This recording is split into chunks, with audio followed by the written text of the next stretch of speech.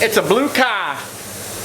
Hey guys, what's up? It's Biff from Fearless Mods, and we are at it again, continuing the process of getting this STi painted. My living room is just a freaking hodgepodge of car parts, totally packed, just so I can make room in this garage.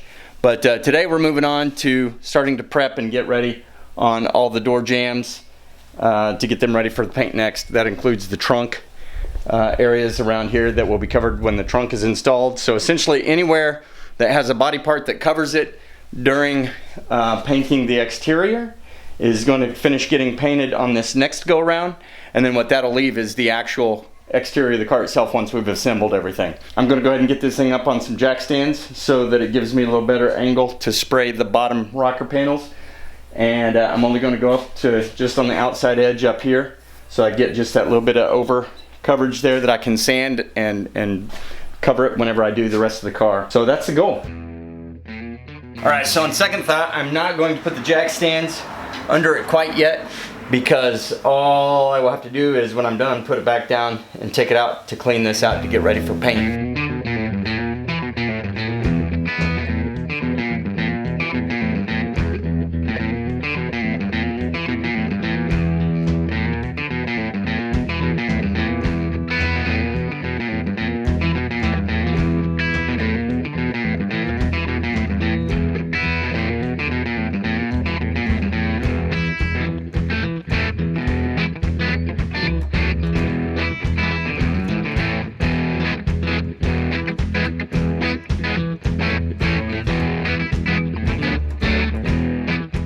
I'm going to show you how to take out these tension springs. I'm just going to use a pry bar. I'm going to come in here on the one that is in back on the left side here, and I'm going to get against the hinge, so I'm only prying against it. I'm going to pry it down to the point where that pops down, then now it can pop up and it's unsprung, mostly unsprung at least. And then I'm going to do the same thing. I'm going to do the same thing over here.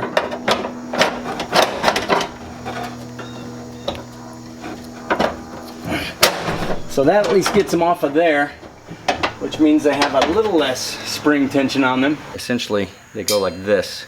So that's how they'll go back in, and it's a fun job.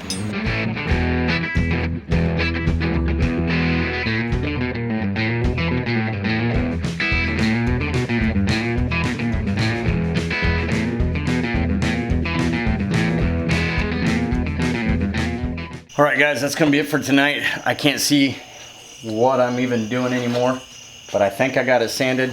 I got a couple things I need to do tomorrow. I want to get some, probably use some lacquer thinner and try to get the sticky stuff off the edge of this, and then hit this lip one more time with sandpaper, just the little thin ridge that goes around there. Then hopefully that's good to go. I do need to do a little bit of a weld repair up front on some of my old work that's in there, and I still got to sand these hinges and get them ready to paint as well. But other than that, it's pretty much ready to go, and then we'll have door jambs. I'm getting an extra quart of paint in the morning so that I can mix it with probably about a quart that I have left. It used a lot more than I thought it would, and so I want to make sure I have enough, so I'm going to go ahead and mix it with the remaining quart just so that I can make sure that, that it's got a good mix before I'm spraying the outside of the car and then run out and have to go get a new one. But my fingertips are sore from sanding, and so I'm ready for a break from that job. So aside from doing this little edge here, hopefully that is it. Calling it a wrap for tonight. Catch you again tomorrow. Alright guys, I've had a little bit of a break. I had a few days of business trip out of town, and so now I'm back ready to continue getting the STi bloop. Wow, the sanding really tends to take its toll on your fingertips.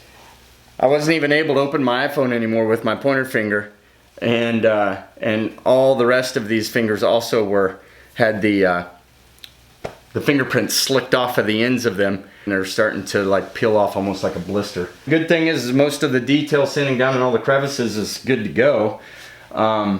So now I'm just going to sand this lip here. I just did some lacquer thinner to get the gooey stuff off here from the gasket seal that goes around it, and I'll go ahead and sand that down with some 600, and then I should be ready to start taping everything off and getting ready to spray the jams and the rear trunk section.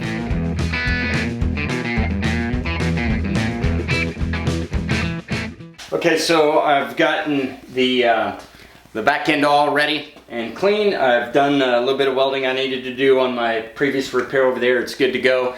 Got some self-etching primer on the bare metal spots. And so now what I got to do is I'm going to go around with a wax and grease remover to clean it all up for the initial clean. Then I'll go ahead and start taping it off, and then the final clean. In the process of doing that, I'm going to pull out the rear, probably going to go ahead and jack up the rear, take off the tires, and take out the fender liners.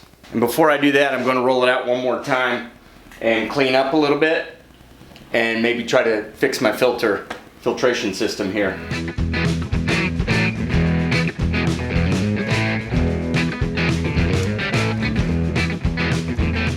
Alright guys, I think it might work this time. So what I've done, and you can already see some of the duct tape coming off here, and that's okay. I really don't give a crap. There's going to be some air that comes around through, but for the most part, I sealed up the back part of it by just laying some wood across it, and then that allowed me to put my filters up above the frame. So each of them is supported on one half. They're taped together a little bit in the middle, and so hopefully what that'll do is hold, because it's not just relying on duct tape anymore. I just took the plastic back behind it just to avoid overspray on all that kind of stuff back there. So now I got a good downdraft from the front that will go out through the back here when I put my fan up, and so we will be good to go on the paint booth air filtration system this go around. Fingers crossed.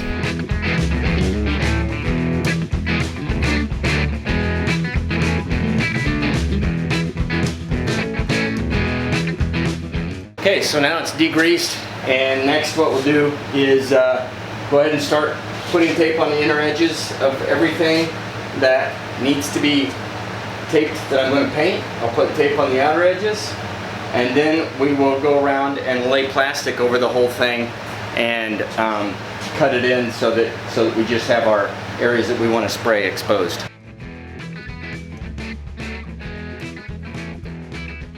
Alright, so I want to give you a little bit of a view of what I'm doing here so you kind of can follow. So essentially, sanded the areas. I sanded up over the edge a little bit, and so now I'm just taping it off, and I'm taping it about a eighth to a quarter inch outside the edges, because these are just, it's all a continuous line. There's no like hard cut line for me to utilize. So I'm just wrapping it around the edge just like I did on the trunk and doors and hood, so that there's a little bit of paint on this outer surface, and then when I put the doors in with the foam seals and I go and sand this down to prep it for paint, I will be able to essentially make that a smooth transition from the paint that comes to the inside and goes to the outside. So that's kind of the rationale here. So you can see it becomes really obvious back here where I'm just kind of along the edges here. I still got to tape down to this to get the edges of that, but this, so I'm not doing my exterior paint yet. I'm painting the areas that are not exposed, the hidden stuff, the trunk, the door jambs, and just a little bit on the outside here. Then once everything's put together and all this stuff gets taped off, then we will be ready to paint this stuff.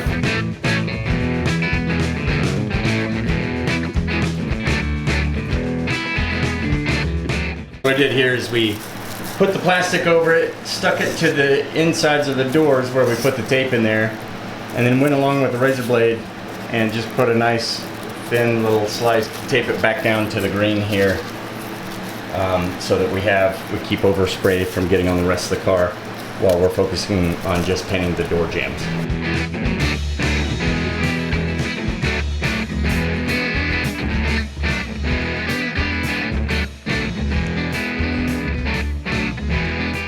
Alright, Riley and I got the car all prepped and taped, so it's good to go. Next is going to be wax and grease remover across everything, and then tack cloth. And the first thing I will do is put down some black primer on the silver portion of this quarter panel, because it is very light compared to the rest of the black car, and I want to make sure that the blue goes down correctly on it. So I'm going to do wax and grease remover, tack cloth, black primer, and then start mixing up some paint and getting ready to go at it with the blue. Okay, the other thing I'm going to do is go ahead and wet the floor down. One of you commented last time that you'd heard that you should wet the floor, and I think that's a great idea. I intended to last time but never did it.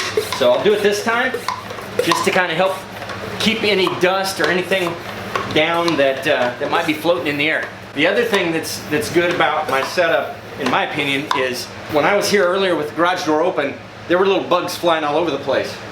Now that it's been running a couple hours, drawing air in here and out the back, and cooled down, so I'm not pulling in super hot air from the attic anymore, it is there's been time for all the bugs, for the most part, to be sucked out, pushed out the garage. All in all, it's a good time to go ahead and start doing this. So I'm just going to wet the floor.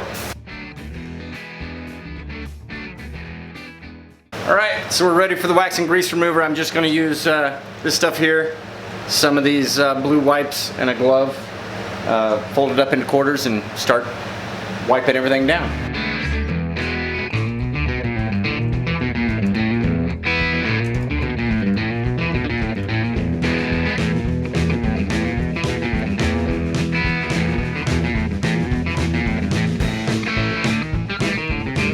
Alright, let's do this.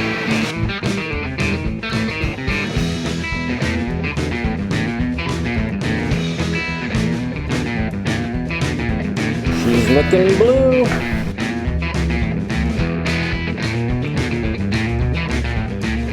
So the blue is down. The blue looks good.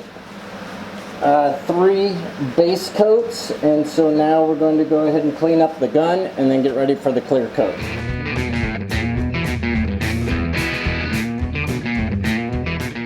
All right, clean gun. Now we can move on. Go to our clear coat bottle. Remember, this is 1 to 4, so I'm going to put 16 ounces of clear coat in here and 4 ounces of the activator, and that gives me my 4 to 1 ratio. And as always, I'm going to strain everything whenever I transfer the paint. Doesn't hurt to clean it out once either. Get everything out of there that might have been in there while it was sitting around. All right, we're ready to rock and roll. Time to slick it in, as they say.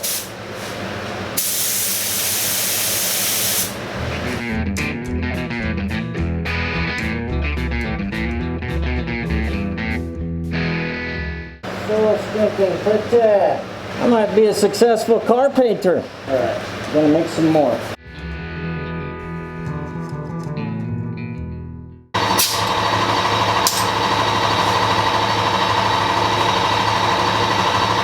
Done. I'm out. All right, guys. So that is going to be it for tonight. Beautiful, beautiful blue. Fantastic looking slick coat on top of it. I'm tired. It's late. It's tomorrow. I'm going to let this stuff tack up while I clean the gun and then pull off the tape and such. And we'll see what we've got. I might have got a little bit greedy on the right side on the B pillar. With that slick coat there, and maybe might have got a little bit of a droop. We'll see how it turns out. But that's why I'm doing it right here, because this is where I do my mistakes. Now I have a little bit more of a feel for what it's like doing those vertical panels. Before everything was flat. Now I'm working in the vertical space, so got a little better idea for how it operates, and I think that is an improvement over what we did last time. I'll show it to you here in just a little bit. I'm gonna go clean the gun right now.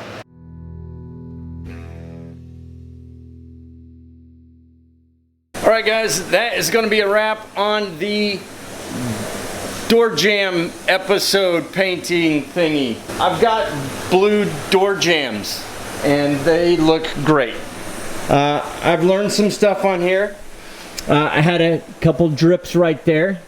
From the top of the can. I had the same thing happen with the clear on the underside of the hood. That's in a spot I'm not going to worry about it. I don't want that to happen on the outside of the car. This pillar here looks freaking phenomenal. So glossy and just yummy and candy-like. But if you look on this side of it, I misted it. And so therefore it's got a lot of texture right up through there. Again, it's a B pillar. It's behind the doors. I don't really care. I got into it with the tape just a little bit right there too. When I was pulling that off, getting a little too excited. But man, overall, that just looks silky smooth to me. There's some more spray right there, misting, but for the most part, I'm getting it down. I think I got too excited on the last coat of clear. Either I lost count and I was putting a third one on, and so therefore I didn't want it to be too thick, and so I just kind of rushed it and therefore misted it, or I was kind of running low and had a little bit left and I wanted to go hit a couple spots again and misted it. But regardless, misting it is not the answer.